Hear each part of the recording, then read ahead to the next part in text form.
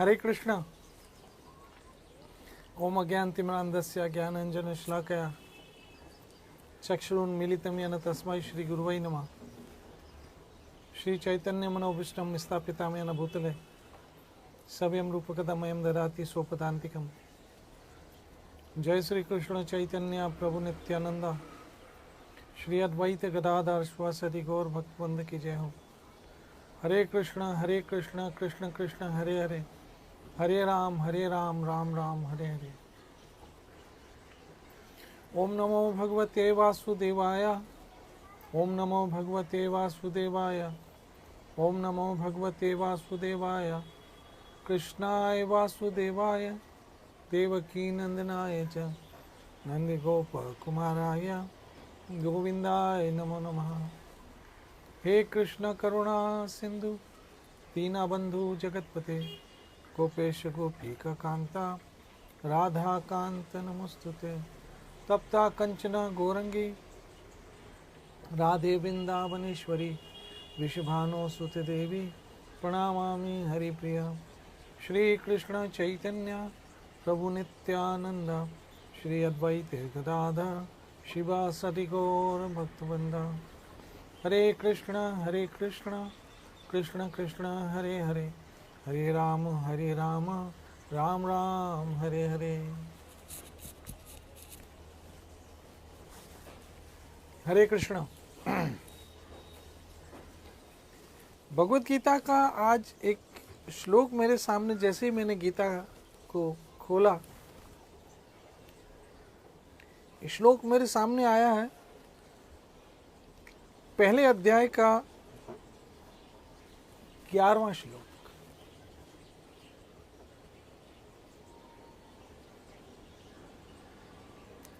भगवत गीता के पहले अध्याय का 11वां श्लोक।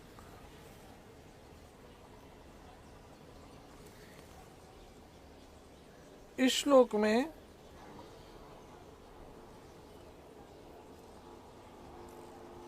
दुर्योधन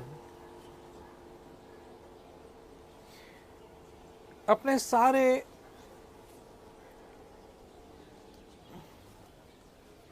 सैनिकों को जो कह रहा है, अपने सारे राजाओं को, अपने साथियों को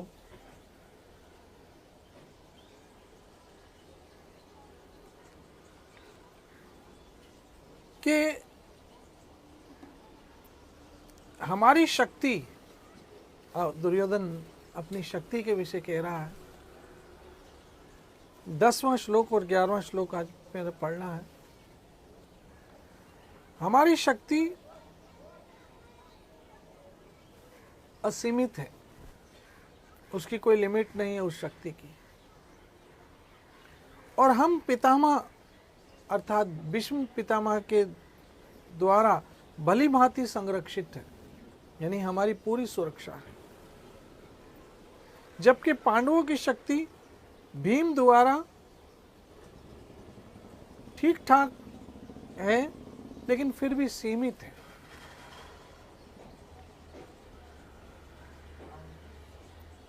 मेरी माता बहनों मित्रों, 11वें श्लोक में फिर दुर्योधन फिर कह रहा है कि अतः उस सैन्य व्यूह में अपने अपने मोर्चों पे खड़े रहकर आप पितामह भीष्म की पूरी तरह सहायता दें।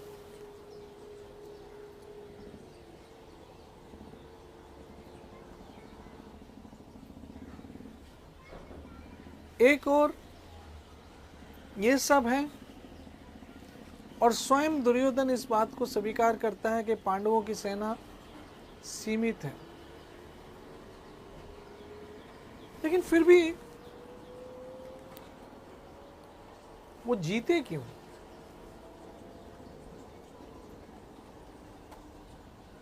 अंत में कैसे जीत गए? इतनी कम शक्ति होने के बाद भी। मेरी माता बहनों मित्रों, एक और दुर्योधन का अहंकार था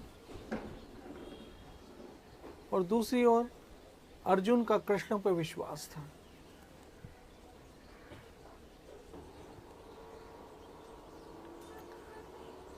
और अहंकार पर विश्वास जीत गया।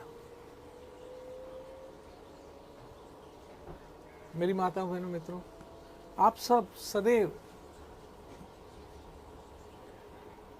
कृष्ण पर विश्वास रखिए। कृष्ण कहीं चले नहीं गए।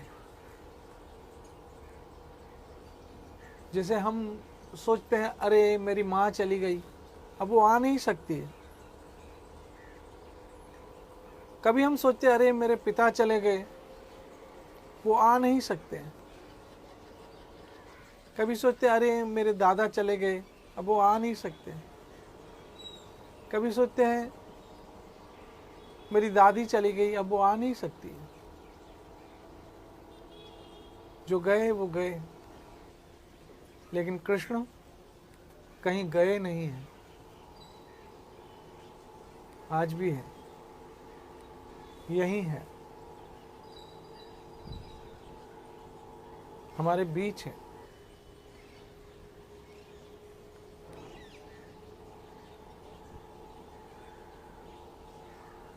और वो सक्षम है सब कुछ संभालने में।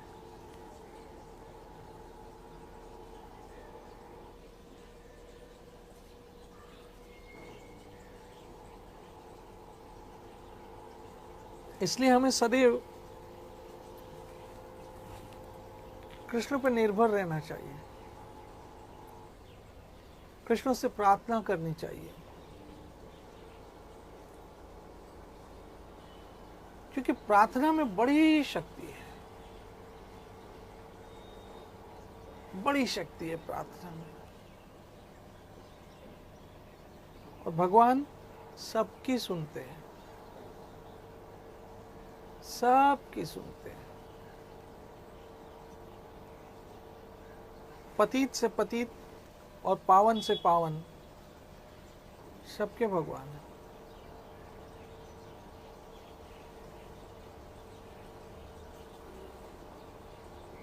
कृष्ण सबके हैं। और कलयुग में कृष्ण ने अपनी दया के दरवाजे खोल दिए। इस बात पे आप भरोसा रखना।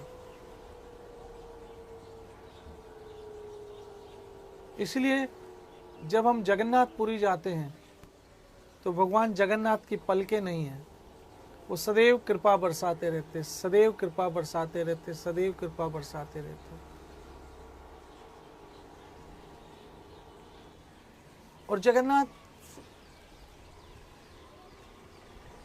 कृष्ण ही है, आप सब जानते हैं। हम सब रथ यात्रा में जाते हैं, जगन्नाथ स्वामी नयन पथगामी भव तुम्हें। और जगन्नाथ पतित पावन है।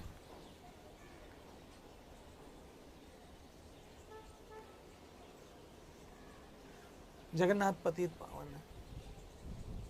एक मुझे छोटी सी घटना याद आती है। रथ यात्रा के दिन थे और रथ यात्रा जा रही थी। उस जमाने में जगन्नाथपुरी एक बहुत छोटा सा गांव था।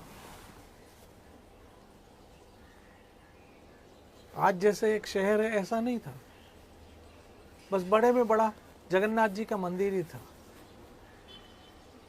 बाकी सब छोटे छोटे घर और इस टाइप से। और ज्यादा जनसंख्या भी नहीं थी, आबादी भी नहीं थी, एक दूसरे को सब पहचानते थे। तो ऐसे में एक बहुत ही पाप करने वाला व्यक्ति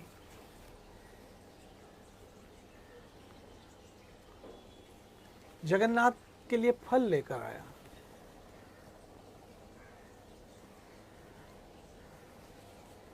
अब देखिए जगन्नाथ कैसे दयालु है, कलयुग में मैं आपको समझा रहा हूं।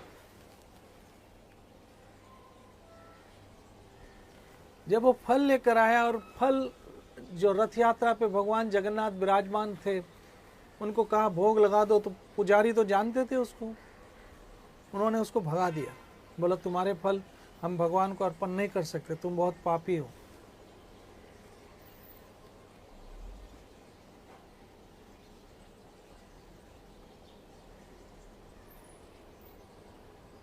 तुम बहुत पापी हो। इसलिए वो बहुत दुखी मन से ये सोचते हुए कि प्रभु मैं तो बहुत पापी अपराधी हूँ और मेरे कहाँ ऐसे सौभाग्य कि मेरे फल आपको भोग लगे जो मैं लाया हूँ। ऐसे दुखी मन से जाके समंदर के किनारे बैठ गया। आप विश्वास करोगे रथ वहीं खड़ा हो गया, हिल ही नहीं रहा था रथ। रथ हिला नहीं हिला नहीं हिला नहीं, रात हो गई। सबों ने अपनी अपनी ताकत लगाई, लेकिन ऐसे लग रहा था रथ को ब्रेक लग गए हो। रात को पुजारी के सपने में आए भगवान और कहा कि एक मेरा भक्त आया था जिसको तुमने पापी कह के भगा दिया था, उसके फल जब तक मुझे भोग नहीं लगेंगे मैं चलूंगा ही नहीं यहां से। वो पुजारी की आंख खुली, उसने सबको ये बात बताई।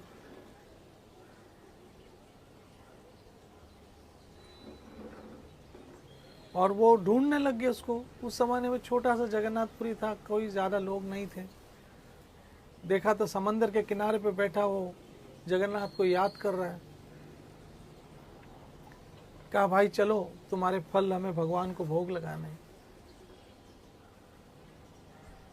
और जब उसके फल जगन्नाथ को भोग लगे तब रथ चला। तो कलयुग में भगवान ने अपनी दया की दृष्टि खोल रखी है।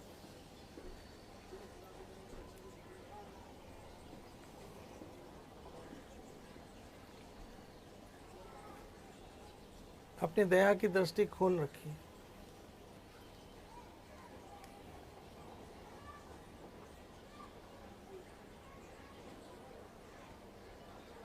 मेरी माताओं बहनों मित्रों, बस आप सदैव उसकी दया पे डिपेंड कीजिए, निर्भर रहिए। तुम्हारी कृपा में सुख घने रहे, इसी पे आधारित रहिए और भजन करते रहो। हरे कृष्ण कृष्ण कृष्ण हरे हरे, हरे राम राम राम हरे हरे। कल फिर मिलेंगे। मेरा ठाकुर आपको सुरक्षित और सुखी रखे, स्वस्थ रखे। जय जय श्री राधे, जय जय श्री राधे, जय जय श्री राधे।